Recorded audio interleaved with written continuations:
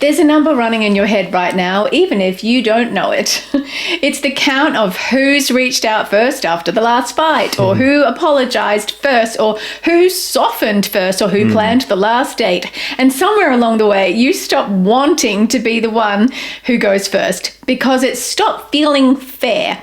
And that's what we're talking about today. If you've ever found yourself thinking, why do we keep having the same argument? Or why does connection feel harder than it used to? You're not alone. Welcome to Marriage, Intimacy and Healing with Andrew and Lara. We're a husband and wife team, blending science-based coaching and clinical nervous system insight to help couples understand what's really happening underneath conflict, distance, and emotional shutdown. I'm Lara. I'm an ICF PCC certified coach and educator. And I'm Andrew, a licensed physical therapist specializing in body, mind, heart integration with extensive experience helping high-performing individuals navigate stress, communication, and emotional regulation. Together, we help you recognize the patterns that pull you apart and offer practical, grounded shifts that bring you back into connection. Let's dive into today's episode. So when we talk about scorekeeping, a lot of you already go, I know, because I've heard friends of mine that are in relationships say, I plan all the dates and I do all, and he doesn't plan anything. That's kind of a common conversation. But it can be things like, I took the rubbish out last time, or I unstacked the dishwasher last time. We're not just talking about scorekeeping. We're talking about the version of it that is emotional scorekeeping, the running tally of who's doing the work of warmth in the relationship, the emotional connection the most. Who's apologizing first? Who's reaching across after tension? Who's softening when the other one feels stiff because of the fight? You can feel like, no, I said sorry last time and the time before. And so you can kind of get onto these little games that we play. And we're going to explain why the human mind and psychology does that in a minute. And here's how it sounds in your head. And it doesn't always sound mean. It's just, it sounds like fairness. I went first last time. I'm not doing it again. I'm tired of being the one who always tries. If they cared, they'd be the one that reached out. Each of those feels reasonable in your own head, but they stack up. And what happens is you become less willing to be the one to soften, and your partner becomes less willing too. And both of you call it self-respect, or what really is a standoff, which is hilarious. I'm hearing cue music. It's a standoff. Have you ever caught yourself doing this? I don't feel this like perpetual scorekeeping. So I wonder if we unpack it that I can relate to elements of it. But that's I don't think you do it. It's not your thing. Like, it's not your I get it. Many friends, and then people with coach, I can see, wow, there's a competitive side to them. There's a side to them that really tallies it up, and it's human. It's normal. So don't feel that it's like, oh, I've got something wrong with me or something. I think for you, like from my experience being married to you for 20 years. Who knows me the most. No, well, I'm still getting to know you, but I think you are so uncomfortable with disconnection that the scorekeeping, it just becomes, I have to connect with her fast, because disconnection feels so horrible for you. Definitely. With us. For and sure. I think part of that is that we are so connected. So that if something breaks it, you are like often the first one. So I've never really felt the scorekeeping with you. It's not. But it's one of the big things I do here. I think for me, rather than emotional scorekeeping, I've probably done it a bit with, I've organized your sister's birthday for the last 10 years and I'm like, it's your turn to do it. So I find it myself doing that more in like logistical things rather than emotional. But whether you are one or the other, I think this is important as a conversation. Because the bigger thing is like, what are you feeling when, I've planned the sister's thing and it's your turn this time? What's going on for you in that moment? And if it's that like, I did the dishes last time, it's your turn and your turn to initiate. What's happening for you? What's coming up for you? What's the emotions that you've got around all of that, and them, the need for them to initiate? Yeah, that's really good, babe, because I think, like, if I just look at that example for me, I was like, well, I feel angry because I've done it for years and I feel like I've got enough to do and it's not my responsibility alone, and I feel lonely in that. Love that. Oh, I'm so sorry you feel lonely. So it's like I've connected now to, she's feeling all of that, and that's fair enough. And she's human. She should feel those things. She can feel anything. she can feel anything. You have permission to feel how you feel when you feel it. Behavior is something we need to, that's another conversation. But feelings are feelings. So let me give you another picture of this, because you might find yourself in this one. Derek and Katie. Derek. Mid-40s, married 17 years. Sunday night, they have a tense conversation.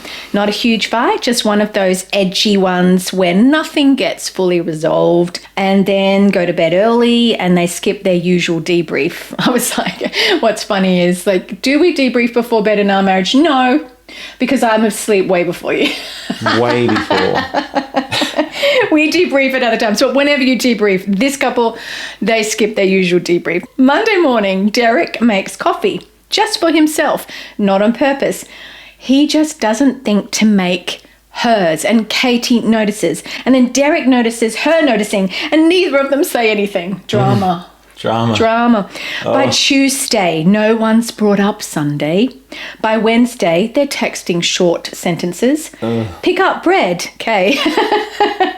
So different. Funny. I think if we actually got couples' phones as part of their coaching session, it would be hilarious, but we don't. We don't do that. That would be very obtrusive. That's odd. Yeah. And here's what's actually happening in their heads. Katie is thinking, I apologized first last month, which sounds funny when I read it. Last month. I'm not doing it again. And Derek is thinking, she's the one who walked off, so she should be the one who comes back. And 5 days go before either of them softens. Again, the battle's on. 5 days of battling over a Sunday night conversation that wasn't even a real fight. So real, though.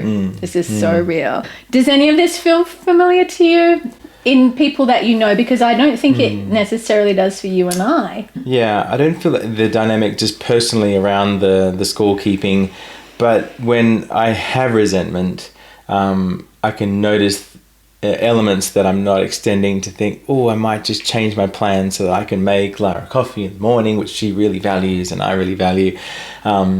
But that sort of thing, I can notice the and then I just don't want to even go there. And so it just can sit with this silent, so there's maybe a bit more happening there than... Of course, I mean, resentment happens. So that's what we're dealing with here. To step towards, I didn't make that for her.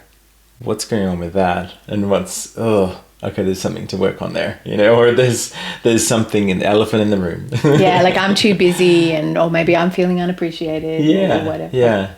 It's her place to come to me or whatever else. And so that can be the conversation in your head where it's left. Now, here's what might surprise you. Underneath all of this, that scorekeeping, it might sound petty as we talk about it because it's kind of funny.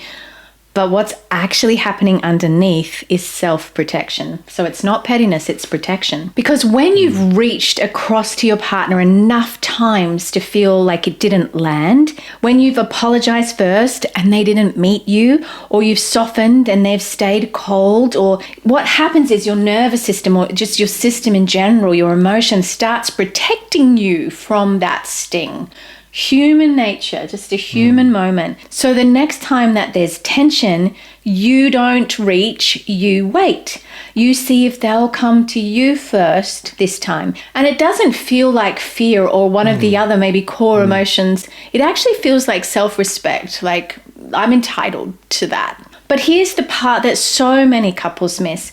Both of you are usually doing this at the same time. So we end up with the standoff and the standoff music. Two people protecting themselves from being the one who's tried and got nothing back. Repeat, rinse, repeat, rinse, repeat. Think about where that is heading. And the longer wait stretches, the more it confirms the story in your head. See, they didn't reach out to you either. I was right not to. I respect myself. This is a 50-50 marriage, those sorts of things. That's the trap sometimes. Sometimes maybe you do need to stop initiating in some areas. That's a conversation for another day. But the protection becomes the disconnection. Neither of you is the villain or the bad guy. You're just two tired people who've forgotten temporarily how to go first. or things are getting in the way.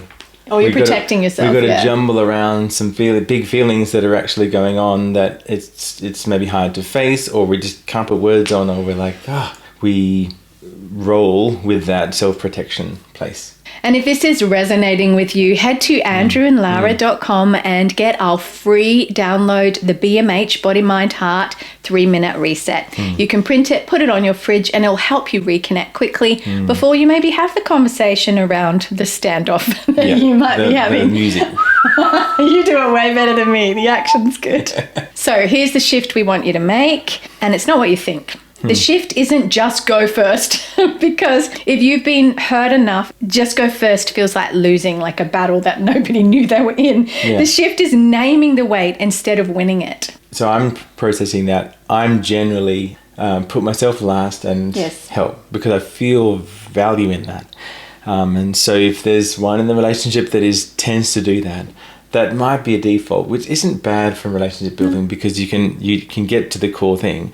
But it isn't great for when I'm just self-deprecating, or I'm just putting myself last and I'm not finding value for myself. You might say to yourself or to your partner, I notice I'm waiting for you to come to me first. And I think you might be waiting for me to come to you. And I don't want to do that anymore. That's it. That's the whole sentence. Can we stop doing this game maybe? Or can we stop waiting for the first person to come? And what that does is it makes the standoff visible. It makes that visible so that you both are going, oh my goodness, we're both doing the standoff. You're not apologizing. You're not saying you were wrong or I was right. And you're not conceding or being a doormat. You're just refusing to keep playing the same game silently. And the moment the weight becomes visible, it stops being a tally and it becomes a conversation and hopefully a reconnection within that conversation. I like that there's that word of I'm noticing myself hold back and not jump in to deal with this. And I think you're holding off too. It's that I think that's happening, because you don't know. And it's it comes across a bit pointed finger or judgmental to say this is happening for you, but you think it might be, you're guessing, right? And that's a really great terminology, because they might not be holding in standoff, like they might have no awareness at all. But they might just gone a bit numbed by it, or they're hurt a bit by it and just be engrossed with other things. And it's like, oh, well, actually this, and then you just connect and go for it. So it's curious rather than pointing the finger. So here's what we want you to walk away with. If you're keeping score, you're not a bad partner. Again, you are just human, but you might be a tired one, a tired human. You've been the first to reach enough times, so much that your nervous system started to just protect you. Now, we say nervous system just very quickly because it's so in vogue, but what it basically means is that your body is registering the threat before your mind and maybe your emotional ability to articulate all of that. You get the reaction before you actually work out what it is. And that's not a character flaw. That's a wound that needs to be tended to. And if your partner is the one keeping score, they're not punishing you. They're guarding something within themselves. The way out isn't who wins the next standoff. It's who's willing to name it first. So here's your question for this week. What are you currently waiting for them to do first? And what would it sound like if you named the way instead? See you next week. See you next week. Thanks for joining us on today's Marriage, Intimacy and Healing. If this episode supported you, we'd love for you to download our free 3-minute BMH marriage reset at andrewandlara.com. It's the quickest way to shift out of stress and back into connection. And for deeper support and to explore our resources and coaching, you can find everything at andrewandlara.com. Before you go, following the show or sharing this episode with another couple really helps more people find this kind of support. And we're so grateful when you do. We're Andrew and Lara, and we'll see you next week.